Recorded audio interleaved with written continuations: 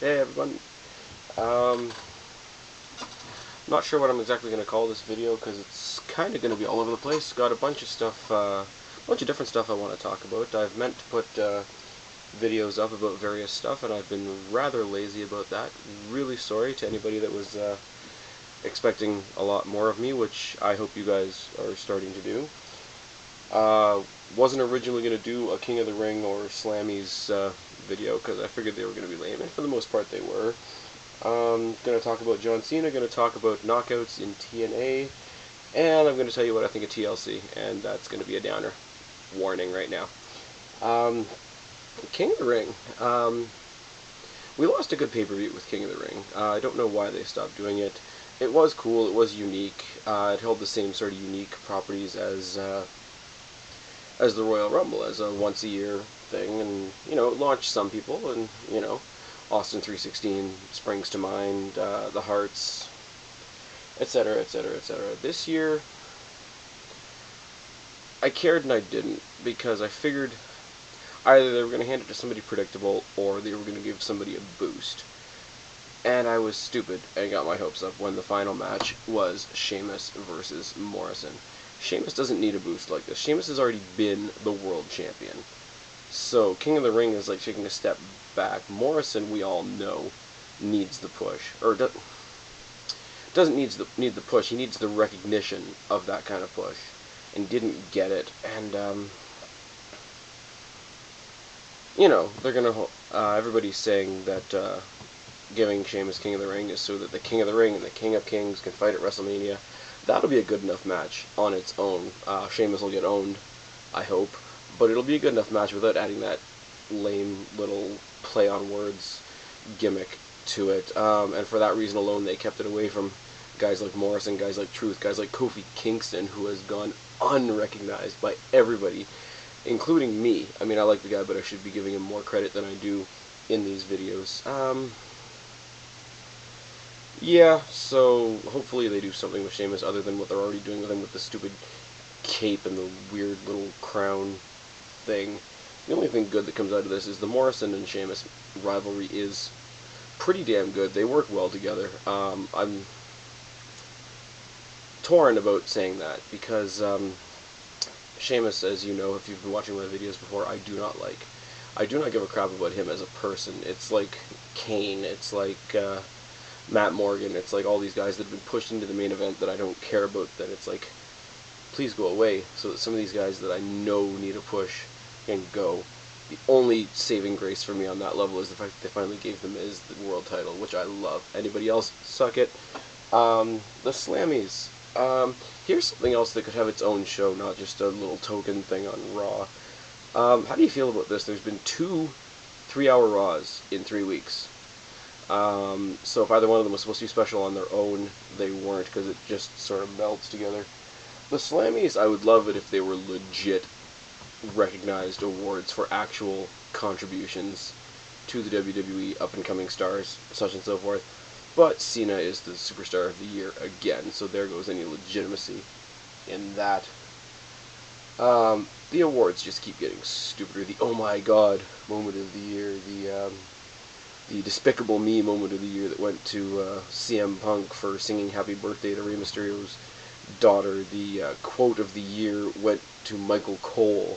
The Diva of the Year was decided by a battle royal. I mean, nobody cares, and I'd love there to be something like the Slammys, actually, that could be taken seriously. If they did a Slammy award, like a achievements over the course of the year awards show, sort of halfway through the year, and then they had the Hall of Fame induction ceremony just before WrestleMania. These guys, for themselves, I mean, not even for us, like, for themselves, they can feel like they've been recognized for the contributions that they put in. You gotta believe that if these were real awards, guys like The Miz, guys like Morrison, guys like Punk, even though he's not fighting right now, guys like Christian, Edge, Orton, would be getting the recognition that they deserve. So, the awards are crap. David Arquette hosted the show, and I mean, WWE's was always better than WCW. Why are they bringing back David Arquette and referencing constantly a movie that was made by WCW how many years ago that was horrible. I mean, I have it, I'm not going to lie. It's funny, but it's horrible. And this Monday, Cena got hired back.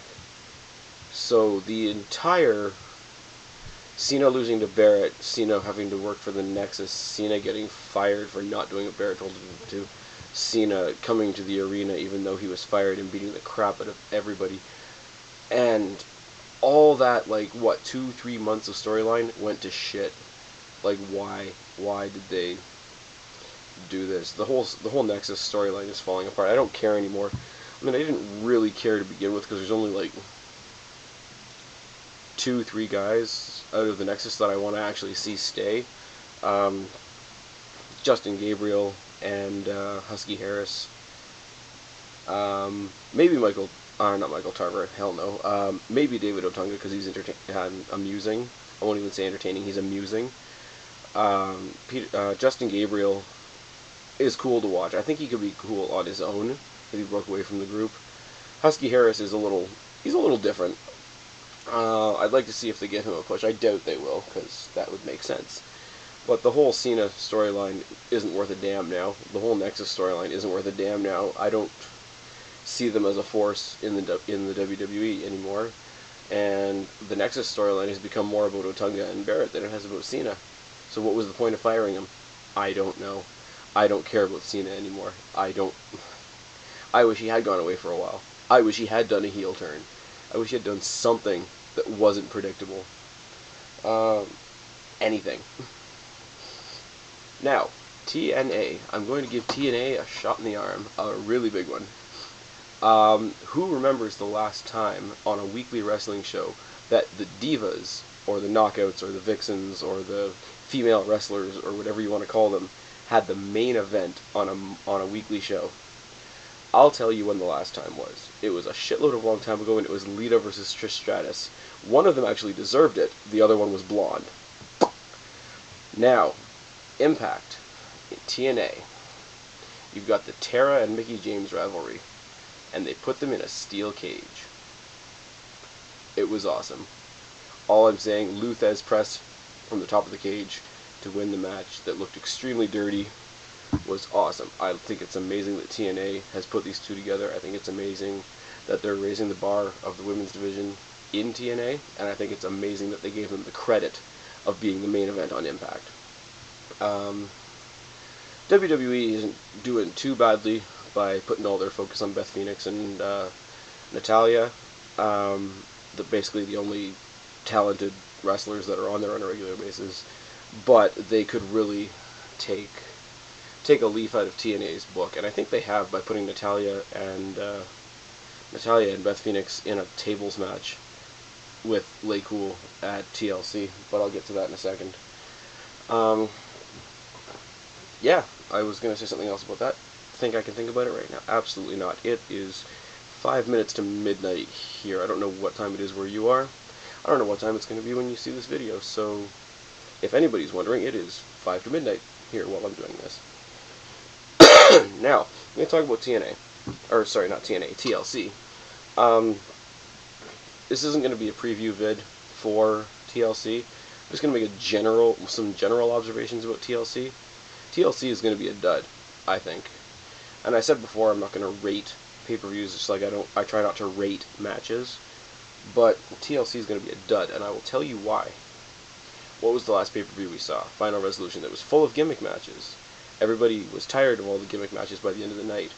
But they had their Full Metal Mayhem match with the Motor City Machine Guns and Generation Me, which was an amazing TLC match, pretty much. Nothing on the TLC card that I've seen so far is going to come close to that. No, it's not going to happen. The Hardys are gone. Edge and Christian aren't Edge and Christian like they used to be. The Dudleys are gone. The creators of TLC have evaporated. The only two guys that are good with any kind of TLC match excuse me, would be Morrison and Edge. and they are not even fighting each other. Morrison is fighting Sheamus in a ladder match. Edge is fighting Kane in a TLC match. Why the hell they're putting Kane in a TLC match, I don't know. Why the hell there are 2 chairs matches is ridiculous. Let me tell you something. There were tables matches when the Dudleys were around. That's fine. Ladder matches are famous. TLC matches are becoming famous, even though sometimes they get very silly. But chairs matches were created only so that they could call it a tables, ladders, and chairs pay-per-view. Any match, any no DQ match has chairs in it. A chairs match is nothing special. And John Cena, who's like the darling babyface of the WWE, is in a chairs match with Wade Barrett, who nobody gives a shit about. The Divas are in a table match. I don't see it going anywhere. There's a triple threat ladder match for what is it? The Intercontinental title, which could be good because it's Kofi and Dolph Ziggler and Swagger. If they get rid of Swagger early and it's just Dolph and Kofi, I can see this being a good match. If Sheamus pulls his own weight in his ladder match against Morrison, I can see that maybe being a good match. TLC, Edge versus Kane. No. It's a TLC match because Edge is the only TLC guy left. The Dudleys are gone, the Hardys are gone, Christian's injured. There's only one of the TLC originals left, so they had to give Edge the TLC match. That's the way I see it. I don't see it being very good. TNA beat them to the punch. This is what happens when you post your pay-per-views and your order of your pay-per-views months and months and months in advance. They have a pay-per-view a couple weeks before yours, and they steal all the thunder, because now that Jen Me and Motor City Machine Gun set the bar for what a TLC match should be now, WWE, especially with the PG rating, especially with the collection of people they have right now, are not even going to come close. That was just one match on their pay-per-view. This is the entire premise of the WWE's pay-per-view. I don't see it being good. I see it going out as a really, really, really flop way to end the year. Part of me wants Orton to beat The Miz, because I like Orton. Part of me wants The Miz to keep the belt, because him having the belt is new. And I'll admit it, it's a little fun too. So yeah, King of the Ring could have been better. The Slammys were shit. John Cena's career is going into the toilet. I don't care about the Nexus. I do like the knockouts in TNA, and I'm predicting that TLC is going to go into the toilet along with John Cena. I'm not very optimistic right now. I'm not gonna lie to you. A little slice of my personal life. As of 2 days from now, I won't have a job. So, if I'm a little less than cheery at the moment, I am sorry. Other than the TLC pay-per-view itself, I won't be talking to you guys again until maybe the new year. Christmas, Hanukkah, I can't think of any other holiday names, New Year's, guys. If I don't see you, if I don't talk to you, if you don't see my TLC review next week, have a great holiday. Everybody, all 13 of my subs, I appreciate the support. Hopefully more people jump on board eventually. I've been Spaz. And I'm still Spaz, but, you know, the sub button's up there, the comments are down here. If you like what you hear, don't be a stranger. If you don't like what I've had to say tonight, because it's kind of been all over the place, let me know. I'll talk to you later. Bye.